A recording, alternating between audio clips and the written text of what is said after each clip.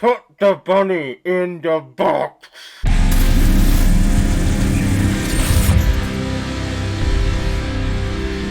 Renfield, released this past weekend in 2020.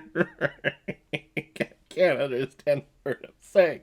That bit is not going to go on any longer. We're talking about Renfield, that was released this past weekend in 2023, and it was directed by Chris McKay, who is also behind such films like the Lego Batman movie and The Tomorrow War. And this film is starring Nicholas Hoult, Awkwafina, Ben Schwartz, Adrian Martinez, and the incomparable and never duplicated Nicolas Cage. Nicolas Cage is playing the legendary Dracula. Stop it right there. That is all the plot synopsis I need to convince you to go see this movie. But for those of you that need just a little bit more, let me continue. And Dracula's had a servant for many decades called Renfield, whose main task is to gather up every single day a bunch of bodies for Dracula to feed on. Well, now Renfield feels like there's more to life than just carrying dead bodies around, and is now desperate to try to get out of this toxic relationship. But eventually the mob gets word about the existence of Dracula, and they try to hunt them down and take care of them. Or, you know, whatever the mob kids are saying these days, whack 'em, or kill 'em, just straight up kill 'em, you know. God, I'm so freaking old. This movie was not on my radar at all at the start of the year. I hadn't even heard about it or knew what it was about.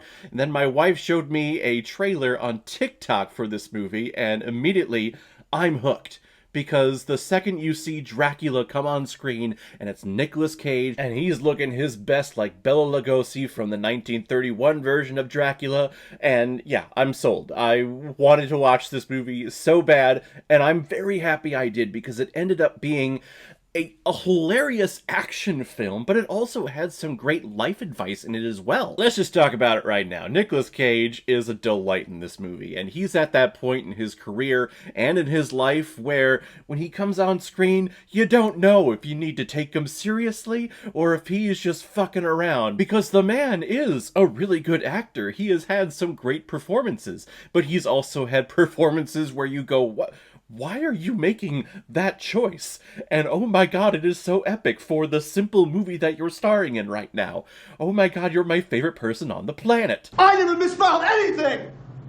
Not once, not one time! And I would say he has both types of moments in here. There are moments where he is dialed in and he is menacing, he is scary. But then there are also times in here where there are some comedic bits, like when he is in Renfield's like new studio apartment and he's sitting at the dining table and Renfield's explaining why he hasn't visited in a couple of days, and he's just there just going like, okay. Oh, you were gonna wait. You never know what Nicolas Cage you're gonna get. You don't know if you're gonna get the serious actor or if you're gonna get the guy who's gonna be hamming it up like crazy. But he is a delight, and he is actually in this movie. I was worried that, oh, maybe he's gonna be in like 2 or 3 scenes. No, he is all throughout this movie, and his presence is felt all throughout this movie too. That's how much of a toxic person this Dracula person is to be in a relationship with. And Nicholas Hoult playing Renfield, he carries the movie, and he's an absolute delight. First off, his accent is very pleasing to listen to. It's so light and bouncy, and you can hear all the consonants on the tip of his tongue.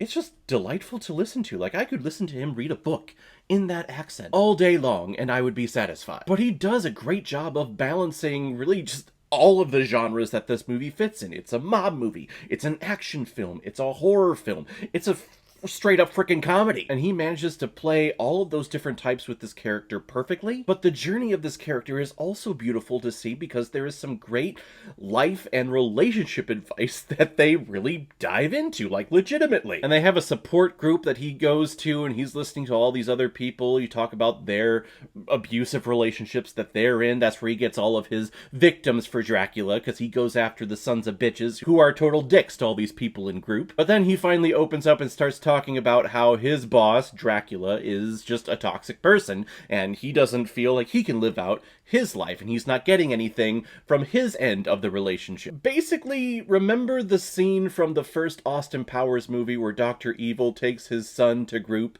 and Carrie Fisher is there as the therapist, and Dr. Evil's like, I was frozen his entire life. And Carrie Fisher's like, that is beautiful. that you can admit to that. Like, Renfield's going into, like, all the truths about Dracula, but the therapist is basically thinking that they're all allegories or metaphors for what's actually happening. It is great. These are great moments. But the better moments and the real takeaways from this movie and the messages that you get from this movie is that if you're in a toxic relationship, you have the power to leave it, but also take some self-reflection in that, what were the things that led you into that toxic relationship? The person who's being terrible to you is absolutely terrible. Like, we shouldn't be validating them at all. But there was also a reason why you got into that relationship too. There was a choice that you had made to get into that relationship. And I think looking at a character make the realization of, oh, I shouldn't put all the blame on an external force or an external person. There is a little bit of the blame that I need to put on my shoulders too, and that I need to take responsibility, and I need to change for myself.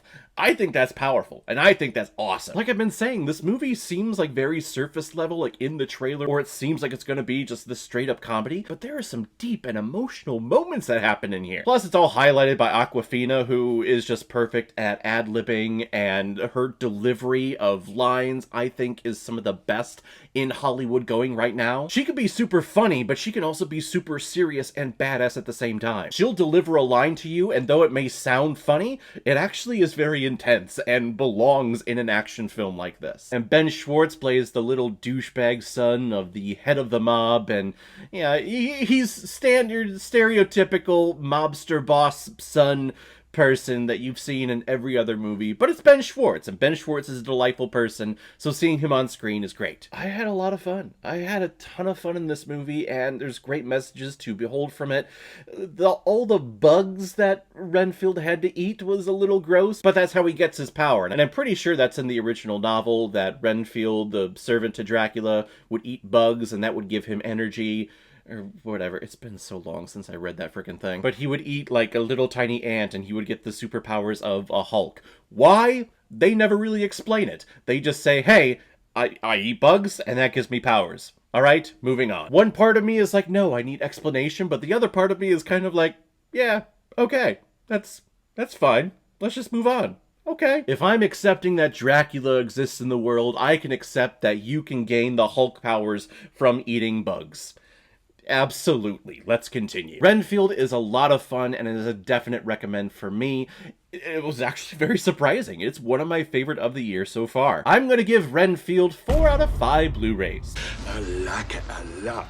So guys, if you've seen Renfield, what did you think about it? Or if you've never seen it before and you stumbled across because of this video, then comment below, let me know what you thought about it. And as always, if you like what you see here, if you like my take on movies, then hit the subscribe button and make sure you hit that bell. See you the next time I release my next movie review. So guys, I will see you next time on the channel, but in the meantime, be well, be good to each other, and go watch a movie.